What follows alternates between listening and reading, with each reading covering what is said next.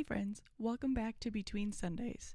Today's episode is really personal to me because I'm joined by my sister. And honestly, this conversation has probably been years in the making without us realizing it. See, we grew up in church together, not just attending occasionally, but truly growing up here. Church hallways, choir rehearsals, Christmas programs, potlucks, youth events, Sunday mornings that turned into all-day church days. Some of my earliest memories in life include church, and they include her. And while we share so much of the same story, we also experienced it differently. We became different people. Our faith journeys aren't identical. Our personalities aren't identical. But somehow the church became part of both of our foundations in really meaningful ways.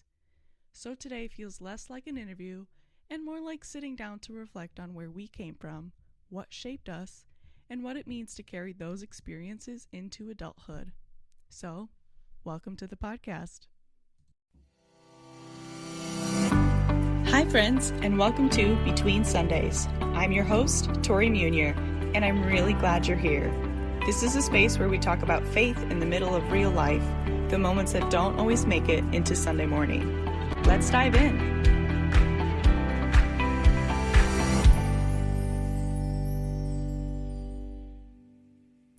Hi Becky, thanks for being here today. Thanks for having me, sister. Of course. I'm super excited to have you here. I've been wanting to have you on the podcast since it was brainstorming, so I'm excited you're here. I am also excited. I have a very large Dunkin' coffee, and I'm halfway through it, so I'm ready to roll. Let's go. Yes. So I brought you on today because I want to talk about our history growing up in the church, because our stories are very similar, but they're also different too. And I think that this is going to be a lot of fun to talk about. Part of why I brought you here too is I feel like people who didn't grow up deeply involved in church don't fully understand how much of your life or my life or our life can the combined life. Yes, can happen in a church, right? If like it can be it can kind of take over in a good way. Because for you and me, church wasn't just a Sunday thing. So I've got some questions for you. You ready? Yeah, I'm ready. Yay. What are some of your absolute earliest church memories? Well, earliest church memories, I think, let me think, do the math real quick. I think I was 4 or 5, which means you were 7 or 8 when we first started singing in children's choir with Jackie Livesay. And obviously when you're that young, I don't think you quite understand the whole purpose of church. To me it was like, oh yay, sing song, yay. Right, it was something to do that wasn't at school. Yeah, it was a group of friends who were all getting together to sing and dance and play games, and it was a different environment from school, but it was kind of the same premise. Although when I was a kid, I loved school, but I think I loved choir so much more than school. Yeah. I was just music got me really excited. Yeah. So. I would agree with that. I grew up and like church became priority over the school things, right? Like I became the kid who was quitting school functions and sleepovers and things like that to make sure I was at the church. Oh yeah, and function. I think that was kind of common for at least the two of us growing up in choir, and the older you get, the more of a priority church itself becomes. The more you grow, the more you learn, the more it becomes a responsibility to your own faith and to God. And yeah, I think I would agree with that. Like Sundays were a priority. Yeah. So like if somebody said like, you want to spend the night with me this weekend? I'd be, no, I have church on Sunday. I have to be there. I have to sing. Yeah. And same with Wednesdays. Like there were, there were like sports teams in school and like track meets and whatnot that they would have on Wednesdays. And we couldn't be a part of that all the time because we have choir rehearsal. Yeah. And I think a lot of kids kind of had that same conflict and trying to figure out which was more important than the other. Mm-hmm. And, for some people, they really wanted to do the sports. But I think for us, we kind of had that mutual agreement that choir was our place that we wanted to be. Yeah. Choir was our sport. Yeah, gosh, I'm not an athletic person, Yeah. so I don't know why. I mean, it definitely wasn't a very hard decision for me. Yeah, same. In fact, as I look back at it, I honestly don't even think that I knew it was a decision I was making back then. I think it's just something that was so natural for me that I didn't even realize I was choosing it over everything until true. I looked back. Yeah, like, I think because we were in it at such a young age, we just kind of grew up with the inclination of, Wednesday nights are choir nights and Sundays are for church. Mm-hmm. That's just how it is. Yeah, and it still is. Yeah, I mean, the fact that there could be anything else going on in the world on a Wednesday night or a Sunday morning, like, crazy. Yeah, I will say every once in a while, I'm not in the choir on Wednesday nights anymore, but when I was, I'd get upset because that was TV night for Michael and I, and so I would do everything in my power to get home before the show came on, so I wouldn't miss that week's episode. But other than that, that's literally like the only thing where it was like, I need to get out of here, I need my episode, right? Yeah. And everything else was just kind of like, whatever. I feel like I have those days too, but then when I actually get to church, I'm giddy and I'm excited to be there and sing again with people. Yeah. So I think, that's definitely where I'm meant to be. Yeah, I know. I miss it, right? Because I'm in the bel canto, but I'm not in chancel choir, and so I don't have the weekly commitment, and I don't get to sing in Sunday morning, because of just what the nature of my job description is on a Sunday morning, and so I miss it a lot.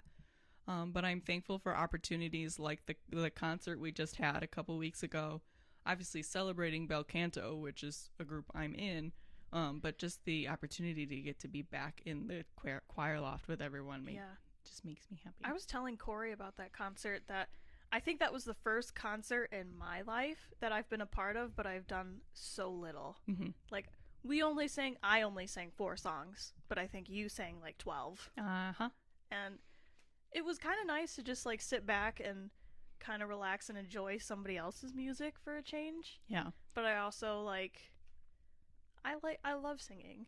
So in my mind, I'm like, I kind of want to do more, but it's also really nice to just take the back seat on this one for a change. Yeah. So I don't know. It was conflicting because it was just a strange thing to, Yeah, because chancel choir normally carries the weight of concerts, right? And you didn't this time. Yeah, and like even just in children's choir, like the more we grew with that, the older we get, being the older kids, we have more responsibilities in the singing and in the plays, and that was always just like, I don't know, it was always cemented into me that I should be doing as much as I can be doing, and I'm obviously capable of singing and doing more. So it was strange to me that I wasn't doing a whole lot, but it was also kind of nice. Yeah. To relax for once. Yeah.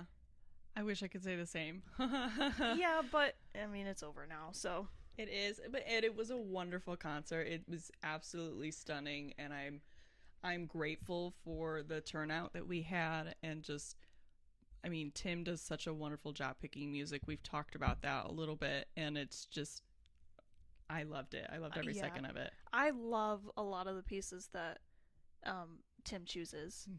Although Corey and I had a disagreement about our flight song that we sang, because I love that song. I love it so deeply. It's probably one of my favorite songs we've ever done in chancel choir.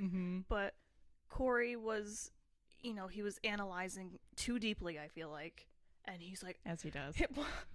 And he's a head thinker, not a heart thinker. Yeah. So unlike me, I definitely am. I lead with my heart, and he leads with his head. So he reads the lyrics of the flight song. He's like, this makes no sense to me. Yeah. I'm like, well, it's poetic. It's supposed to be like beautiful, and you imagine how song is like, so deeply, and it comes Right. from God, and it shapes our lives. And he's like, I just don't get it. Yeah. I'm like, well, And you're trying to take it so literally. yeah. Like, no, your song is not going to be flight, or I'm trying to think of the lyrics now. Yeah. I don't think I have that music here. No, I think I gave it away already. Yeah. Gave it back. So, yeah, it was a wonderful concert, and I love everything about what the music program has done for both of us. I don't think we would be here today in any shape, way, or form without the music program, because obviously you met your husband through the church and through the music program, and I'm married to the director's kid. That wasn't necessarily musical related, though. No. I mean, I'm sure he's got some hidden talents within him, but he was not the performer of our congregation.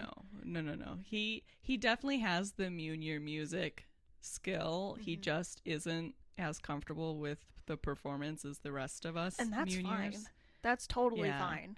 So, I hate performing half the time. I do too. So yeah, I've definitely I used to love singing and be scared of public speaking. And in recent years, especially now that I'm preaching a little bit more and I'm always in the pulpit doing announcements or worship assistant or whatever the thing is, it's actually flip-flopped for me. And I'm terrified now when I'm singing and not so much when I'm speaking, which I find interesting. That is interesting, because I feel like I would much rather sing something than read something. And I don't know why, because for me, it's probably the same amount of dedicated time to rehearse it beforehand. Okay. And for some reason, for example, if I show up to a Sunday service knowing that I'm going to be a worship assistant and I'm going to have to read a scripture reading or, the call to worship, I don't know why that makes me more anxious than performing like a Dan Forrest solo, that doesn't make any sense to me. It probably doesn't make sense to a lot of people why that would be more nerve-wracking to sing than it is to speak. Yeah. It's interesting, right? Because growing up, we were, especially in the music program, we were exposed to both. Yeah. Jackie did a great job of making sure everyone got to participate with solos and with speaking, and we were all taught very well. Yeah. And now it's like, no, please don't ask me to do a solo. I know. And that was the wonderful thing about Jackie is, I mean, when you're a kid, everything, maybe this is just me, but everything scared me as a kid. I was so shy. I was so anxious. And Jackie was very good at pushing you a little bit out of your comfort zone at a time. Yeah. But also including you to join and be a part of the choir and the plays and everything else that coincided with children's choir. She was so good at it that you almost didn't realize you were being pushed. Yeah, exactly. Yeah. And then, off the train a little bit, but do you remember your first solo that you ever did? No. Oh, really? No. Oh, see, I remember mine distinctly. Oh. Because it was like a turning point for me in my life. I remember the first one Jackie had you and I were duetting. Yeah. I remember our first piece together that kind of built the Hirschman sisters. What was that? Breath of Heaven. Oh, that I'm thinking before then. I know, but I don't remember what my solo was. My first one was. I just remember when we were finally becoming Hirschman sisters and duetting and doing those things. Breath of Heaven definitely was the birth of that. Yeah. And if anyone out there remembers Breath of Heaven, that was the birth of our team. Yeah. And it's a tough song. It is a tough song. You know how scared I was to go out there and perform that? Yeah. Because same. It was such a deep and, meaningful song, especially at one of the most important services of the year. Yeah. And I think I was 13 years old, 12 or 13 when Jackie asked me to play the part of Mary and sing that song. Mm-hmm. And I think you and the others were angels or something like I that. don't remember what we were. I just remember that my solo harmonized against what you were doing. Yeah. And it was kind of the first opportunity we heard you and I doing something together, but in different ways. Mm-hmm. And just being exposed like that was terrifying, but obviously, I mean, we did it, right? And you and I have been doing things like that.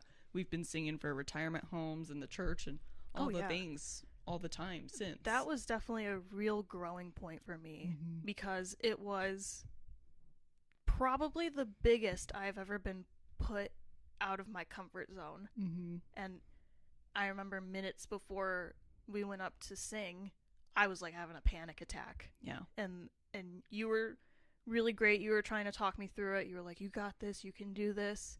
But in my mind, I'm like, oh, I just have to get through this 5-minute song and hopefully everything will be okay. Hopefully the congregation will still accept me if I do bad.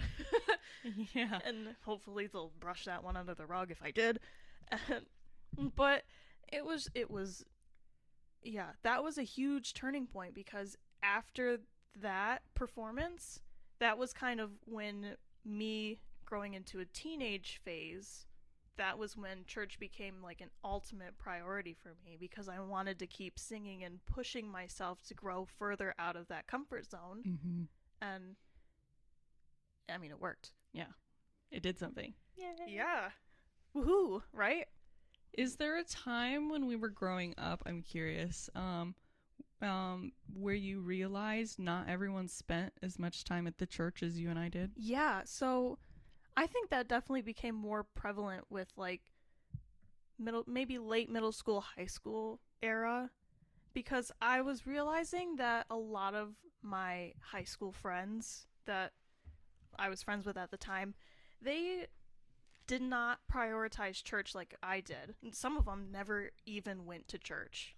And I would talk about God or like disciples and, you know, just like random things. Mm-hmm. I would start talking about, and everyone would be like, what is she on about? Like, what is that? Yeah. What is a disciple? Yeah. Yeah. And so it kind of became like a little bit of a complicated it made my relationships with my friends more complicated. Yeah. Because they didn't prioritize that like I did. And I had boyfriends in high school that obviously didn't prioritize it like I did. And people would even like try to sway me, like, why are you spending so much time and energy with church?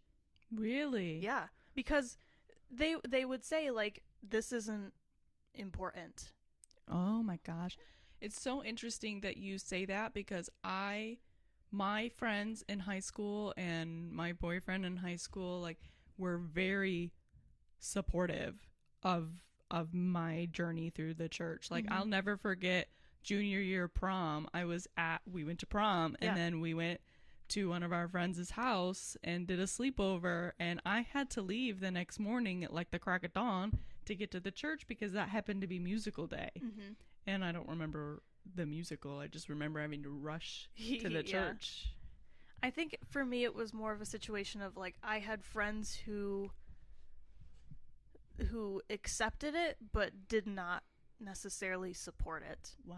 Okay. So anything that I had going on with church, whether it was like a concert or a play, it was always met with like that attitude of, that doesn't sound very fun, or that's not very interesting to me. Mm-hmm. And so I felt like in those primitive years, I did not really have a good support system with my church faith and like growing up in that. But I feel like looking back at it now, yeah, it kind of sucked, but I'm kind of glad that it worked out the way that it did, because in the end, the people that were already at church were the people that support me well now. Yeah. Like, I'm not friends with any of those people I was friends with in high school anymore. Mm-hmm. And I don't feel very sad about that. Yeah. And I think it's because we just had different we were in different places in our lives. Like, not many people in my circle even knew anything about God. Mm-hmm. And didn't want to prioritize or even think about what that would mean for them. And I think a lot of places in like schools or extracurriculars, they don't really focus on that kind of thinking that much. Mm-hmm. So maybe in our younger generations, people are thinking like, yeah, that's something I'll worry about when I'm older. Yeah. Or like, that's not important to me right now. Mm-hmm. But it should be. Yeah, it should. Yeah, especially in that foundation. I have met a few people since where it's like it wasn't a priority for them until they had children. Mm-hmm. And now that they have children, they're like, okay, wait a minute. Let's back up. What do I want my kids to be immersed with? What do I want them to be impacted by? And obviously, no parent is going to say, I want them to be surrounded by people who don't support them. Or I want them to be surrounded by lies or whatever the thing is. Obviously, we as parents, we don't say that. Mm-hmm. And if you do, please go see a therapist. Yeah. Therapy is very great, you guys. Yes. So I want to transition into just your story. Okay. I think one thing that's really interesting, and we've kind of touched on it already, is that even though we've shared a lot of the same environment growing up, and we've shared a lot of the same ministries and a lot of the same experiences together, we still experienced it differently. As you said, we were surrounded by friends who weren't supportive. I was. But that's not just music, right? We've done music together. You and I were in youth group together. You were still in youth group when I was finally starting to take some youth group leadership at down the road. And so there was a really big chunk of time where you and I were literally a package deal. Mm-hmm. We were doing it all together. But we've experienced it differently. We have different takeaways from it. So I want to ask you, what was your personal relationship with the church growing up? My personal relationship with church, obviously when I was a kid in children's choir, that was the highlight of my week. Mm-hmm. So I was a goody two-shoes. I always tried to memorize as much music as I could. It made me proud to be a part of that. And it was always so exciting for me. I loved to sing so much. I think even before we were in Jackie's choir, I was singing everywhere I went. Mm-hmm. And yeah, I think that's one of the reasons why Grandma wanted to plug us in so bad. Yeah, and especially because I think I was such a shy kid. It was definitely a way to get me out of my shell a little bit. So, backtracking a little bit, my first solo that I ever did in children's choir was a song from, I don't remember the name of the play, but it was the play where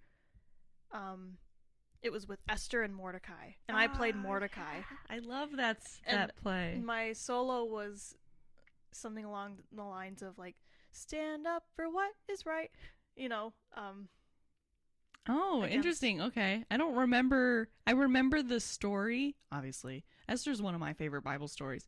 But I don't quite remember the music in that one. Oh, see, I remember it. It was stand up, stand up, stand up for what is right. Stand up, stand up, stand up and fight the fight. Be true, be you, stand fair for what is true. Something like that. Oh my gosh. I can't believe you remember this. God who saves is standing up for you. Oh my gosh. And as you sing it, it's like unlocking core memories, right? Yeah. Like I know it when you sing it, which is music's a wonderful way in that way. Yeah. But like, oh my gosh. So I want to ask you then, what was your favorite musical we got to do at the church? That's a hard one because we've done a lot. We've probably done like 12 or 13 years of plays. Yeah. And we did a couple of them. You and I did a couple twice because we were in the choir so long. Well, yeah, because we did Once Upon a Parable. Yeah, thank you. Once Upon a Parable, we did that one twice. Yes. And David and Goliath, we've done twice. Oh, yeah. I think David and Goliath was one of my favorites as a kid. Mm-hmm. Like, that was kind of like a core memory for me. I remember at the very last song, everyone's clapping. I loved, yes, the congregation's clapping with us. I just being a short little kid, and my lines were so funny, and that play itself was just written so well. Mm-hmm. So I think that was a really fun play, as well as in our teen years when we did Mary and Martha. And I was gonna say that's my favorite one. I do think that's not my favorite though, only because I was Martha and I had to be the strict one. Yeah. And you were so fun, and in my mind I was like, Gosh, yeah, I am probably the more professional sister, but I also want to have fun. Yeah. I like the thing about Mary and Martha. I've always liked Mary and Martha's story, and so getting to be in their shoes to tell it was something that really struck a chord with me. But one of the things I really liked about it was the choreography we got to do. Yeah, like I'll never forget. I have forgotten. I can't do it.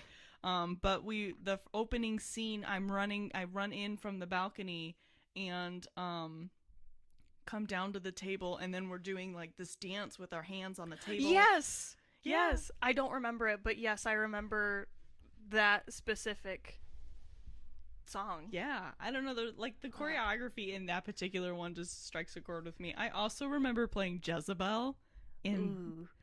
I actually had fun with Jezebel because she's so different, right? She's not the heroine, so I kind of liked getting to the. I don't remember what story. What is Jezebel? Where is she in the Bible? Was that the golden cow? No. That's not Moses going up to the mountain and then coming back down to them all worshiping the cow? I don't think so. We've done that one too, because I remember the cow. I think we still have the cow. I think that was props. Esther, actually. Wasn't it? No. Esther's story is how the king chooses her to be the queen, the new queen. And then she finds out that his assistant is going to execute all of the Jews. She is a Jew. So she stands up for what is right and goes and talks to the king. Yeah, you're right. So that's not... No, Moses goes up to the mountain. I think it's right after they part the... Wait. What was Obadiah's place in this? Obadiah, go. Find some grass to feed our sheep. Yeah. I don't know. Is Obadiah in the same story as Jezebel? Yeah, that was the same song that you were in. Interesting. Yeah, because it was you... and then the king, and then Obadiah. Yeah. Why can't we remember this? I don't have a Bible within arm's reach. Arm's reach. To be fair, I am certain that most of these plays probably exist on a DVD copy somewhere. Elijah. Who was Elijah? Elijah's in First Kings. She is She. So Jezebel. Oh, Jezebel. Is a princess who became the queen of Israel by marrying King Ahab, notoriously promoting Baal worship, killing Yahweh's prophets, and defying Elijah. Okay. So that's the one where Jezebel and her people build the tower to worship Baal, and then the Jews build their tower to worship their god. Yahweh. Yes. And then the lightning strikes down Baal's tower, and I lose. That was the play, actually. This was also a core memory for me. We've unlocked something. You unlocked something. You were Jezebel. You were the pretty princess and whatnot in that play. But I was the woman with the oil. That's right. That's one of my favorite solos you've ever done. I think it's one of my favorite songs. That's also a song that has stuck with me till this day. Another one that has stuck with me for probably at least 13 years. Yeah, because that one was just like... You were so vulnerable and so broken and so honest, and there was a way for you, like your character was, but you yourself were so good at being able to unlock that when you were singing the solo. Mm-hmm. Yeah, I remember that. That's a song that I do think I wanna sing that sometime again soon. Ooh, maybe for summer. Maybe that would be a good one. That's a two-parter. You could sing that with me. Yeah, I was gonna say Tim's been asking for summer musicians already. Yeah. So musicians out there, if you would like to perform this summer, call Tim Munier, or email him at tmunier at firstumcjackson.org. Yes. Yeah. We would love to hear your talents. Yes, please come. Was there a season where your faith became your own instead of just what we did? Yeah, I would say so. I think growing up, and like I said, growing up with not really that big of a support system as far as with friends, I think church still was, for me, my safe place. And even though, like, the rest of the week and the life was chaotic, it seemed like Wednesday nights and Sunday mornings became the calm place that I would go to. And I would just be alone with my prayers and my thoughts, and I could kind of breathe a little bit Mm-hmm. and maybe just kind of think about things and, really isolate what is going on in life, and in having a place to do that and an environment to feel comfortable doing that was kind of where I started to grow by myself in that. And I think part of it too is when you're a teenager, you don't necessarily want to tell everything to mom and dad. Yeah. And so Yeah. when you're going through your trials and your tribulations and your struggles in life, I think it's kind of important to take some of that to God, because not everything is going to resolve immediately, and not everything has an answer right now. Like, I think a lot of the stressors, let me think. A lot of my stressors when I was a teenager were, what am I going to do when I'm older? Mm-hmm. I don't know what I want to study or go into, and I don't have that many good friends who support this part of my life, and I'm not happy in my relationships. Yeah. What do I do? Mm-hmm. And that's not necessarily something you can always solve right away. Right. And I think I knew that at that point too. So even though I was still going to church for the music, I think that's when it started to become more about faith as well as music. Yeah. What has stayed with you most from growing up in church? I mean, church is still a huge part of my life. Mm-hmm. I'm still with the Sunday, Wednesday cycle that I've always been in. Yeah. So I think really that has just become who I am, Mm-hmm. and it's part of my everyday life now. Yeah. And even then, so like how you mentioned Corey and I met through church, Yeah. which that's a pretty good story in itself. We'll have to get him on here. I was gonna say, save that. We'll bring the husbands on and we'll talk about dating in the church. Yeah, I want his point of view on that one. Yeah. Because I don't know. I'm a romantic. He is who he is. We love him for it, but yes. What would surprise people about growing up in a church family or in a church environment? So, I think a lot of people have this horrible stereotype that the church people are very judgmental and harsh. Mm-hmm. And while I have had my moments growing up in my life, I feel like we all have. We have moments. Yeah. But ultimately, our church family and congregation, they are my true family. Yeah.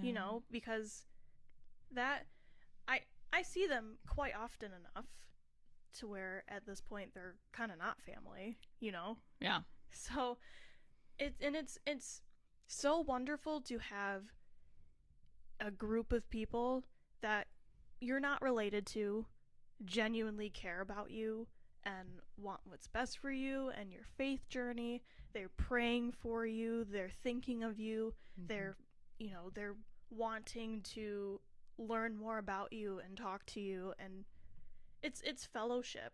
Yeah. And I think that's something we all really need. Yeah. I've been thinking a lot about that lately, with, how much the church quietly shaped you and I, in ways like we've noticed and we've somewhat talked about today, but also in ways that we probably haven't even noticed yet. And of course there's a lot of things like learning to care for the people, and the importance of community and consistency and service and things like that. So I want to ask you a couple questions about the church. What's something beautiful about church that people overlook? I think they overlook a lot of things. I mean, it's not as cut and dry as people think, It's so much more than showing up and listening to scriptures from the Bible and getting your daily dose of your weekly dose of God and then going back home to your life. Yes. Yeah. It's so much more than that. I mean, for me, it's a lot of music. It's like a team with the choir, at least. Yeah. You know, when you're on like a sports team, Mm-hmm. you're looking out for each other. You're competing with one another, and with our choir, it's inspiring to sing with other people who equally want the same thing that you do. They want it to sound good, and they're singing different parts, and it's so nice to hear everything come together, and you're all working really hard to get to that perfect performance level piece. Mm-hmm. And even outside of that, like with youth group, that was also very shaping for my youth and my upbringing, because that was another environment where people just wanted to know what was going on with you, and they cared about you, and they considered you a part of their, you know, friend group or even like a family. Mm-hmm. And even though you all had different things going outside in life, you know, like we all went to different schools outside of church. We all had different interests, you know, band, sports, etc. But we all came together for one spiritual thing. Yeah. And it was nice to have a family that supported that aspect of your life. Mm-hmm. Because, like I said, not everyone will, not everyone does. Yeah. It's not their priority, but it's so nice to be in a place where other people can prioritize this as much as I do. Yeah.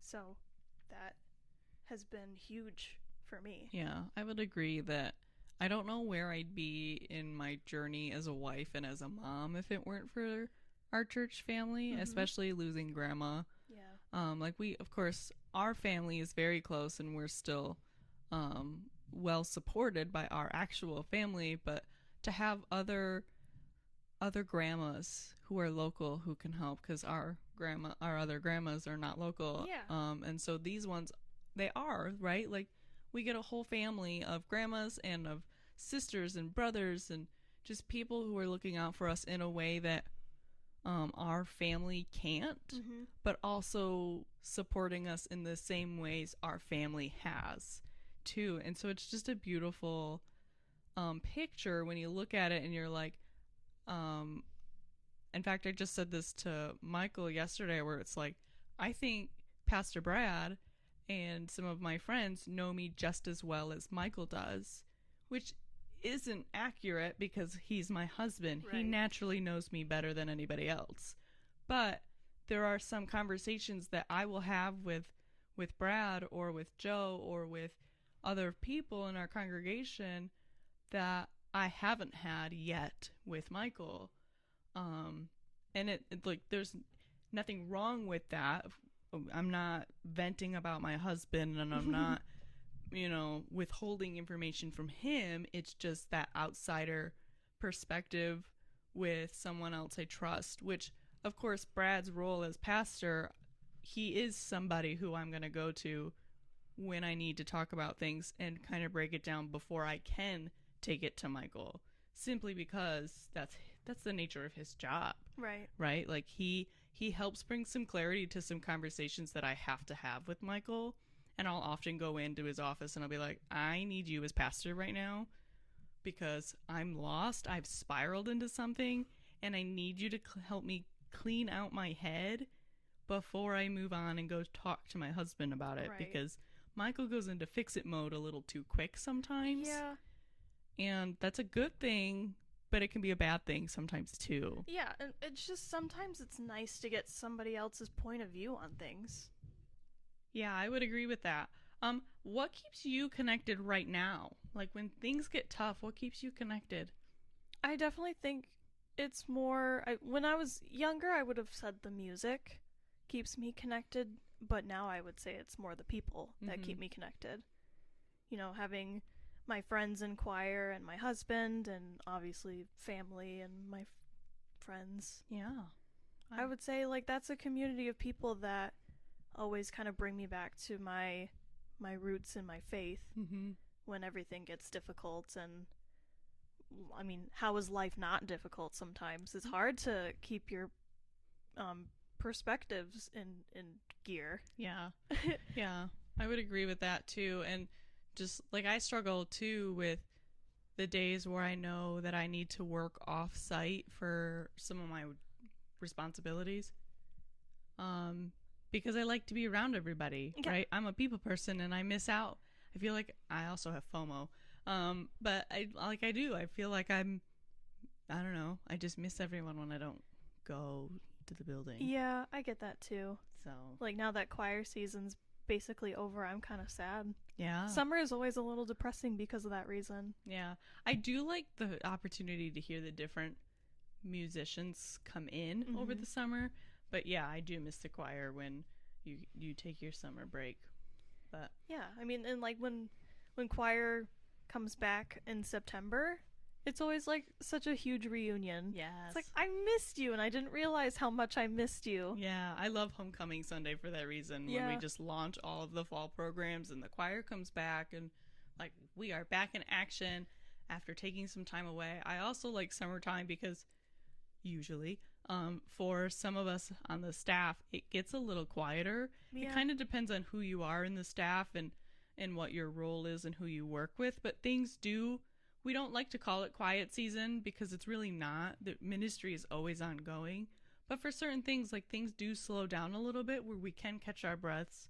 We can take a little bit of time off and just kind of rest and relax and fill our cups back up because once fall hits, naturally, we're go, go, go. You're and ready then- for Christmas. Yes. Well, that is one thing. We are already talking a little bit about Christmas just Oh because my we're God. like, yeah, Tim starts picking out the Christmas music soon. Brad and I are talking about what Advent could look like in terms of worship themes. Like, it's already Ooh. conversations we're talking about. I need to have that conversation with Tim because Corey and I have been talking that we together want to compose something for Christmas this year. But I have to So have that fun. conversation because I forget that people like to plan things like that way in advance. Yes, you're going to want to talk to him like Like tomorrow. tomorrow. Yes. No, I think he'll take a couple of weeks before he jumps into Christmas music. But Okay. yeah, we all start to giggle when we're like, no, we can hear the Christmas music. That means it's coming. Why do people dread that? Christmas is the most wonderful time of year. That's why Corey and I got married during Christmas. We Yeah. both agree that that is something so, like, fun. There's nothing not fun about December. Yeah, we as a staff, I don't know that dread is the right word, but I can speak on my personal experience since Michael and I are both on the staff. It can be a little overwhelming when it is a full month of constant going, right? Like there's the That's Advent fair. worship, there's the Christmas Eve worships, there's the Christmas parties that we're all expected to go to or plan or be a part of, and then for Michael and I, on top of it, we're trying to be good parents and go to our family events and then give Mason a magical childhood, and it's just very overwhelming. So I don't know that I dread it as much as it's just like, I am tired already. Yeah. I need a long winter's nap. That's fair. Yeah, go into hibernation for a few months. Yeah. We'll That- see you at Easter. Right. That's why you'll see a lot of us kind of withdraw a little bit in January and do like just the basics, like what has to be done in the month of January because we are, I don't want to say burnt out, but we're close to it because we're go, go, go all of Christmas. And another reason that it's so exhausting is that for you, your Christmas starts right around whenever you decorate, right? Like Thanksgiving weekend or first Sunday of Advent or December 1st. Whenever you decorate for you in your personal life, Christmas starts. But for us, Christmas is started already because we're in planning mode. And then once we get into planning mode, we'll get into like August, September, and then it's execution mode. So then we're starting to pay attention to what are the materials we need for Christmas, what kind of worship music needs to be taking place, and what do we need to practice, and what do we need to think through so that when we get to Thanksgiving, because we have all that time off for the holiday there, we come back from Thanksgiving and Christmas goes up right away. Mm. Especially for us, because of the Downtown Jackson Christmas Parade, we'd try to decorate half the building before Thanksgiving's even gotten here, so that we're True. festive for the parade and whatever that looks like. Sometimes we've been putting floats in, sometimes we've not. And so for us, it's just like, it becomes a constant, it's on our mind all of the time. It doesn't leave. So I don't know that dread's the right word, but it becomes a lot. So Yeah, that's fair. yeah, it actually would be fun to do some podcast episodes on that come Christmas time-ish, where we could talk about the perspective of Christmas from a staff member. So thanks for that little thought. You're welcome. I'm glad I can help you do your job. One final question for you today. Okay. When you look back at our childhood and the role church has played in it, what do you hope you and I carry forward from it, but also hope that other people will too if they have that kind of experience? Well, I think my biggest thing is that I hope the two of us as sisters, I hope that's something that we continue to share for the rest of our lives. Mm-hmm. That has always been something that we have shared together. Yeah. We still do, obviously. But I want to keep sharing my faith journey with you, because obviously you've been a big part of mine, and yeah, ditto. We're still growing. We're still learning. That's the best part about being a disciple of Christ, is there is always an opportunity to learn something. Yeah. Like, I would have never considered myself a nerd, but I love learning when it comes, like, I don't know, I just love learning, right? So there's always something in the Bible that I don't know. Yeah. Or get a new perspective on. That's the fun little dynamic between you and I, is because I have always been a nerd, I feel like. And you kind of went through your little cool phase. Well, that's fine. I'm still cool. What are you talking about? Yeah, blah, blah, blah. Whatever. But even though we went through different eras of our lives and we had different personalities and we're really close now and we get along really well, we didn't always. Yeah. And so I think people who are also kind of experiencing that in their lives, I think and I hope that church can be a good place for them to maybe kind of reconcile their differences. I mean, that when we were very different as teenagers and we didn't really want to talk to one another, I think that was still like the one thing that tied us together and kept us sisters. Yeah. Besides blood and family and all that jazz, but right, like you were literally in the bedroom next door. Yeah, well, we were very different. Yeah. I wouldn't even consider you my friend when we were in that teenage phase. You were just that, like... We were certainly closer sisters than other sisters we were surrounded by. Yes, but... But we were... I mean, yeah, we went through the normal sibling rivalry, sibling... yeah, I mean, we went through the norm for siblings. Yeah, and I know a lot of people, and I've heard parents say, like, I'm worried for my kids too because they have such differences, and I just really hope that, like, you know, keep your kids going to church, keep them involved, keep them entertained with it, because I just know that it'll be a great part of their lives. Yeah.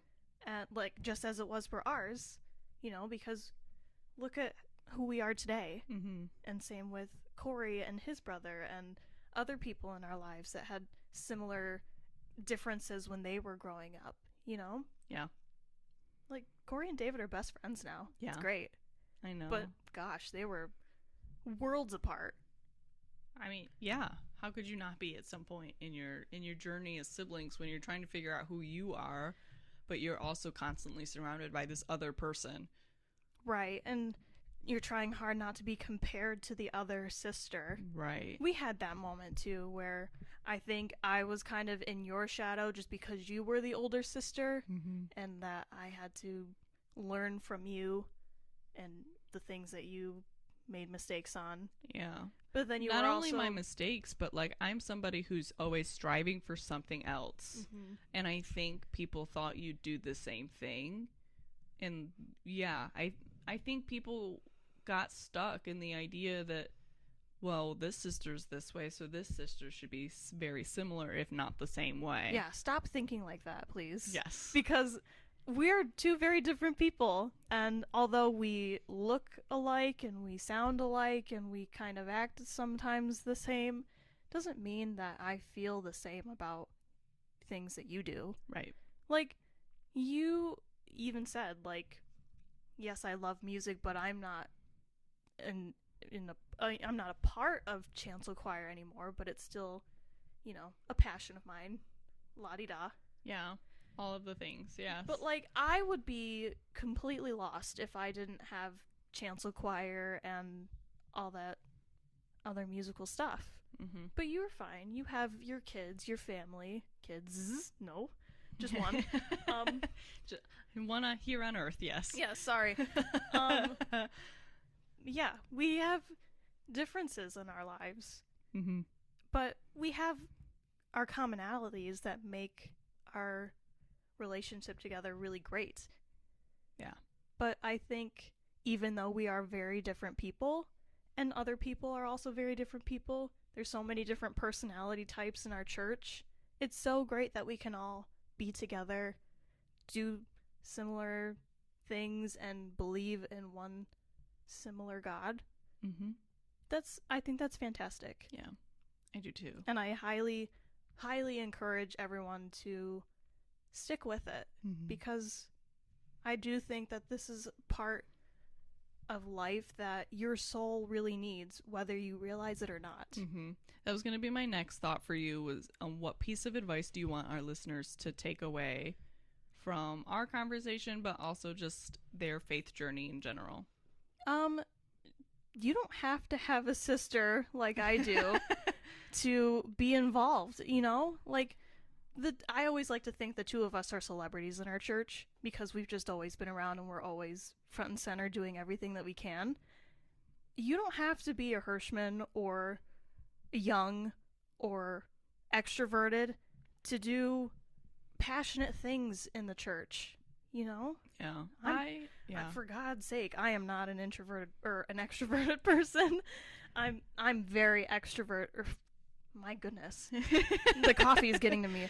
I'm introverted. I'm very thank introverted. You. I'm very introverted. You are very extroverted. Yeah. We are very different. Very different, but you wouldn't know that when you put us in the room together at the same time. Even now, I'm sure our listeners are like, they're lying, right? Like, they're not different. That Rebecca girl, that Becky that I know, she sounds pretty extroverted to me. No, it's because she's had a very large Dunkin' coffee. Yeah, y'all. you should see it. It's almost gone now too. Yeah.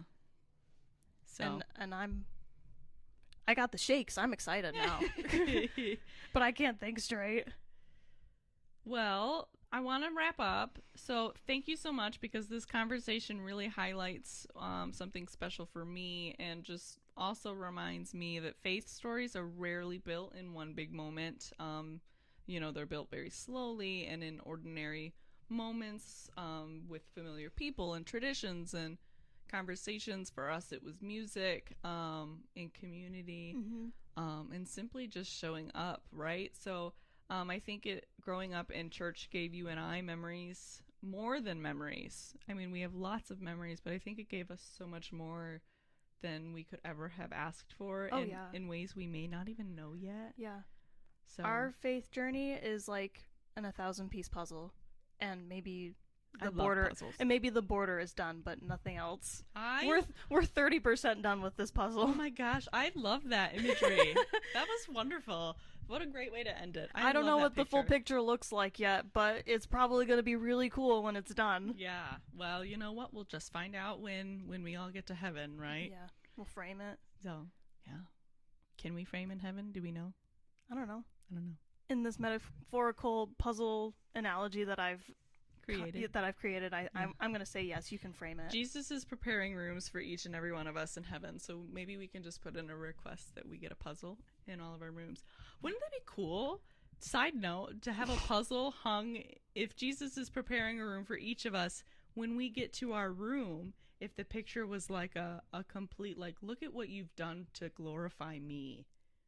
Oof. Wouldn't that be a cool picture? It would be, but do you think 1,000 pieces is big enough?